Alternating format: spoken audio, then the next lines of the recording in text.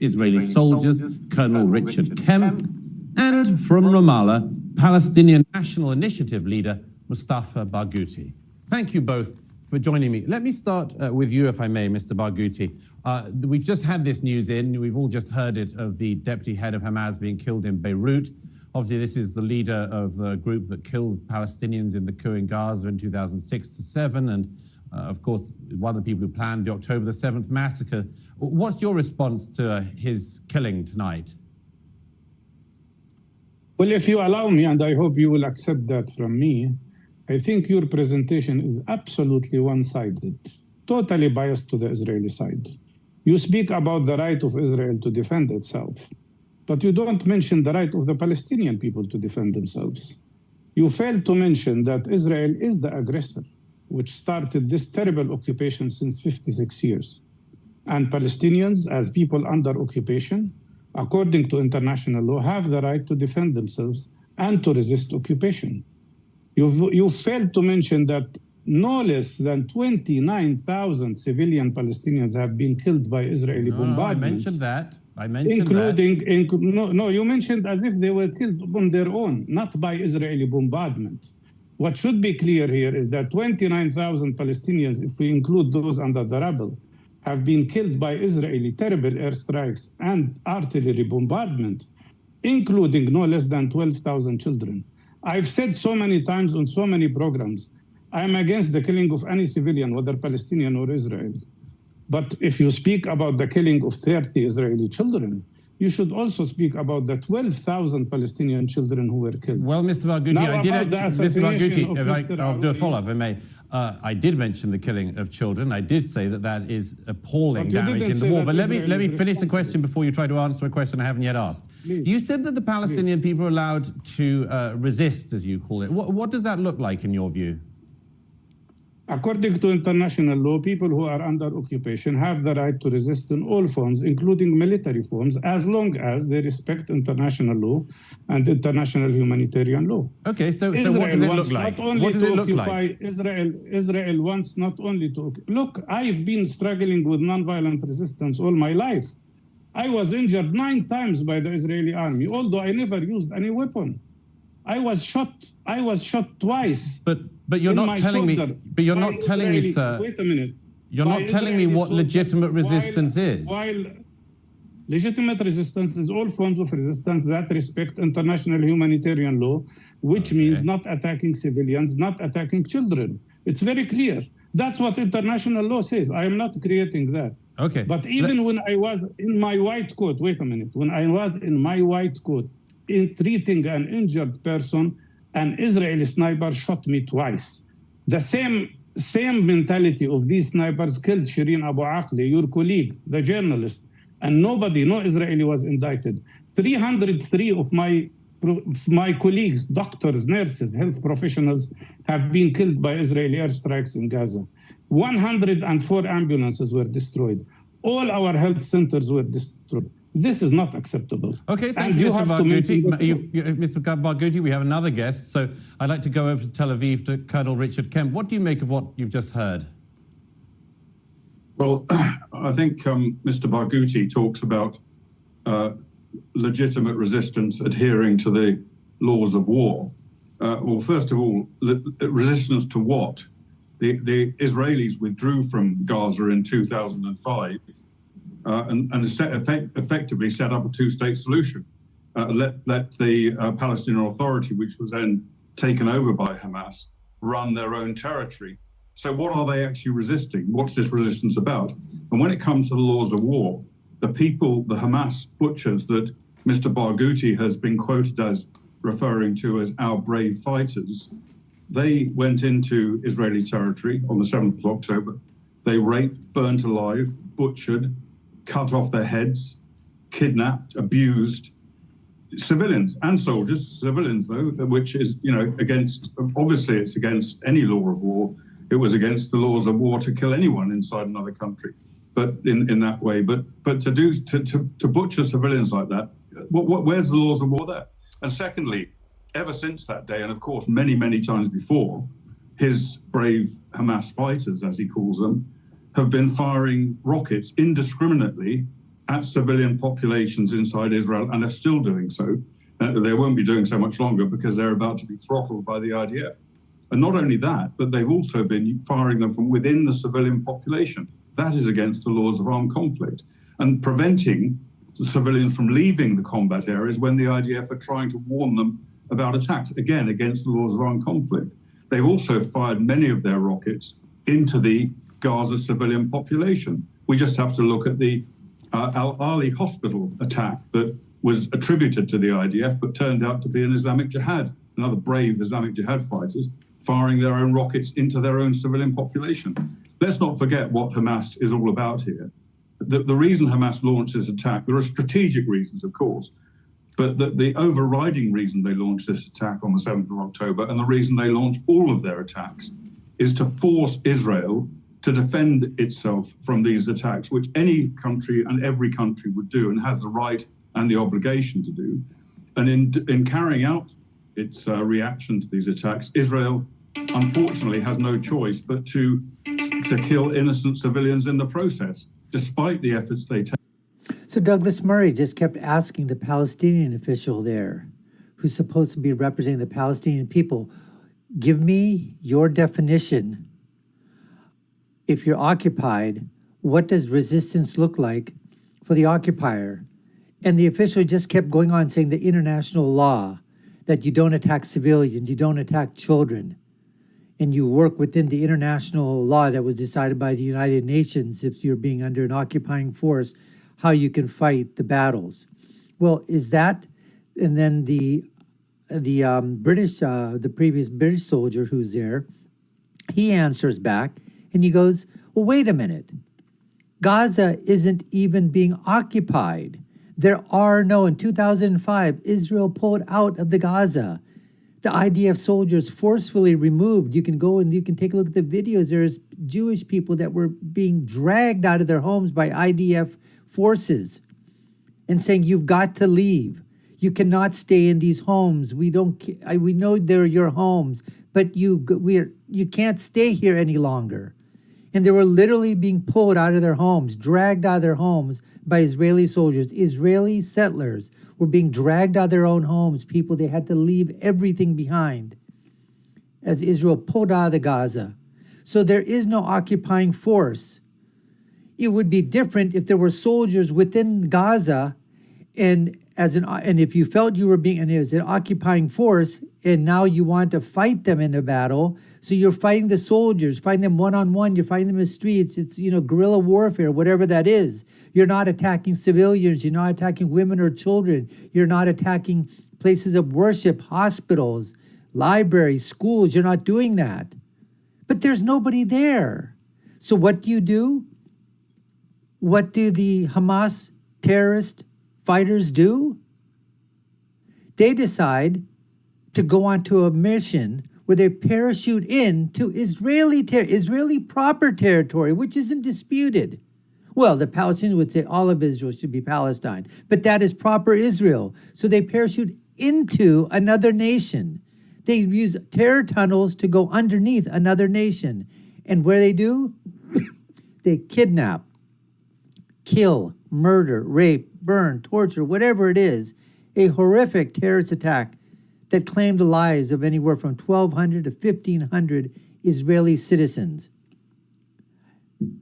Palestinian official there has nothing to say about that, although he did say that under the laws that govern occupation and how to fight occupation, there are rules and regulations on how to do this. You don't take civilian life. You don't take, women and children. You don't kill them.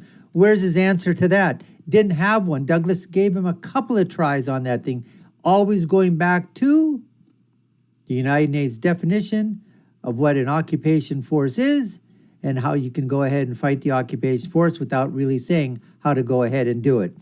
And there lies the problem. Exactly what that commander from the British forces was saying. They want to goad Israel into doing, they want to have international attention. And if that means that Palestinians have to die in the process for that to happen, so be it. So be it. Because that's how they gain their power. That's how they gain their control. by causing this conflict to occur. They don't want a they don't want a two-state solution. The Palestinian Authority doesn't want it. Hamas doesn't want it. They just want to continue this fight because it will continue to allow them to be in power, continue to have them gain monetary, to collect the monies that are needed to fund these terrorist activities and to continue this into perpetuity. Don't be fooled. Hamas and the PLO people that are in charge, not the Palestinian people, but the people that are ruling above them, they do not want a two-state solution. They don't. Anyways, let's continue with this interview. Enormous to avoid doing that, but that's what Hamas want. Hamas, they don't just want civilians to protect their terrorists. They want Israel to kill civilians, so that Israel is then condemned, delegitimized, vilified, isolated around the world, and it works every time in the United Nations, the universities, in some governments, human rights groups always condemn Israel. That's what Hamas want, and that encourages Hamas to do it again and again and again. And by Mr. Barghouti, who claims to support peaceful resistance, by Mr. Barghouti justifying what they do, he also has blood on his hands from encouraging Hamas terrorists. I think you are absolutely biased. Mr. Barghouti, you're going to get a moment. Mr. Barghouti, you're going to get a moment to respond to that. I just want to ask you first, let's just clear this up before you do respond to Colonel Kemp. Did you call Hamas our brave fighters or not? I never said that, no. I don't know where you got that from. Well, no, it's not true. You are putting words in my mouth, but let me respond to what the colonel said. The colonel is reflecting clearly a very clear white supremacy approach. It is okay to Why is it white supremacy, Mr. Why don't you say? Oh my goodness, these people, they've learned the language of the left. Congratulations to the PLO. They must be listening in on the stuff that's happening here in the United States of America. Now it's white supremacy. It's a white supremacy war. That's what's happening. It's the Ku Klux Klan. They're donning on their covers and they're going over to Israel to fight in the IDF. The IDF is infiltrated by the KKK. Why don't you say clearly that you are supporting the killing of Palestinian children? Why don't you say clearly that you are supporting the killing of Palestinian civilians? Why don't you say that you are supporting Israeli occupation of Palestinian land and supporting 3 terrible war crimes? Even the American public is against that. 3 war crimes. The war crime of genocide, which the International Court of Justice is looking into now. The war crime of collective punishment. And the war crime of ethnic cleansing. 90% of the Palestinian people were evicted from their homes. What would you have said if Palestinians evicted Israelis from their homes? Well, they have done, of course. Acceptable? Mr. Barghouti, they have done, Why of course. Why don't you use the same standard? I'm going to go back to Colonel Kemp in a moment. But why is this white supremacy? Where did that come from? The Israeli public are not all white. Because I think you don't see us white enough, and you are against anybody who is not white.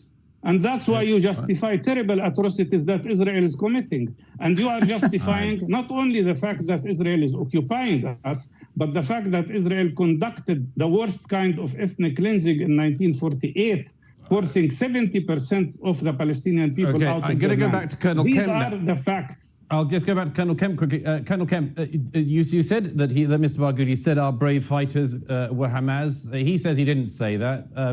Who's right? Well, I certainly read him quote. He may not have said it, but I read him being quoted as saying, I think it was Middle East Eye or something like that. But he can certainly, if he'd like to Google it to see what he actually said, he can find that on the internet. And what do you make of this claim? And what do you make of this claim, Colonel Kemp, that everyone who justifies or is in any way on the side of Israel during this war is a white supremacist? Because Israel doesn't look like a very all-white country to me, but I don't know.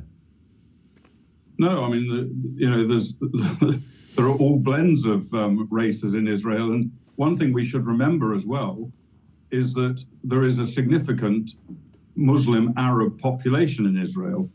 And one thing that I've observed in recent weeks is a skyrocketing of support for Israel among the Israeli Arab Muslim population. The polls, a number of polls have shown that a huge growth of support for Israel, a greater association with the state of Israel since the 7th of October. And that is partly due to the fact that Hamas, his brave fighters from Hamas, that he clearly supports, came in and butchered not just Israelis, but Israeli Jews, but they also came and killed a number of Arabs and people from many different ethnicities. So what he's talking about, I think it's a great throwaway line, white supremacy. It obviously gets, it's one of these intersectional terms, Me Too. And absolutely, all this sort of stuff. yes. He obviously thinks that's going to garner support for him from people who, rightly object to the idea of white supremacy. But I don't think that comes into this argument one little bit. Mr. Barghouti, finally, we've only got a few seconds, but you said we need to go back to 1947 and 1948. What do you say to the people who say you can go back thousands of years and you never have an end to this argument? Well, look, Palestinians were displaced from their country, including cities like Jaffa, where my father lived, and Haifa and Akka 75 years ago. If Israel is after 3,000 years have the right to go back and demand to be in Palestine, then why not Palestinians who have been evicted 75 years ago? Why should we forget about our own country? And let's go back to the United Nations resolution that established the state of Israel. It said that there should be two states, Israel and Palestine. Israel was created and Palestine was occupied. Yes, that is the reality. As we all know, Mr. Barghouti, there's one thing we can be sure about that. That's highly disputed history, as it all is. There wasn't a Palestinian state then. There could have been. Well, it's the United Nations resolution. It's a very sad thing. There wasn't a Palestinian state created then, and that the Palestinians. It will be. It will be. I assure you. A lot of people hope it will be, but it certainly won't be if people are praising Hamas, and the longer they're around, the less likely it is there will ever be a Palestinian state, as far as I can see. But thank you very much, Colonel Richard Kemp in Tel Aviv, and thank you to Mustafa Barghouti, our intersectionalist tonight in Ramallah. I want to echo the thoughts that Douglas basically just said there, that as long as Hamas continues its terrorist activities, as long as Hamas and the PLO do not decide to come to the bargaining table, as long as Hamas, along with its PLO acolytes, do not surrender their arms, there will never, ever, ever be, and as long as Hamas continues to put in its charter that the destruction of Israel must occur before anything takes place, there will never, ever be a two-state solution. There will never be a Palestinian state. And as I said before, this is something that Hamas does not want, a two-state solution. Neither does the PLO, the people that are governing up above over the Palestinian people. The Palestinian people might want it. Those, living in the ground, those that have no other choice, obviously, they want a Palestinian solution. They want their own state. Hamas has been given billions upon billions of dollars. And take a look at Gaza. It is still a freaking cesspool prior to this bombardment. Nothing was done. No libraries, no hospitals, no roads, no buildings, no offices, no new mosques, no new laboratories, no libraries, nothing, no shopping centers, nothing at all, nothing. Just using that money for terrorist activities to build those huge, huge underground terror tunnels, and to buy the rockets and the artillery and the armament to continually attack Israel. That's all Hamas wants, power and money, so that they can stay the way they are, stay in power, govern with fear over the Palestinian people, while the leaders of the PLO and Hamas sit in Qatar and other Arab states and around the world, drinking wine, eating caviar, and don't give a damn about their people as to what's happening. Anyways, folks, we appreciate you taking the time to watch. You've been watching the Dr. Nasir Shaikh Show. I've been your host. My name is Dr. Nasir. If you haven't done so already and you love our videos, we'd love you for you to subscribe to the channel, like, share, and follow us. You all know what to do. Take a look at some of our video links above and below. And I'll leave you with our final thought, which is, when you're right, you're right. And when you're left, you're wrong. Until next time, folks, take care and stay safe.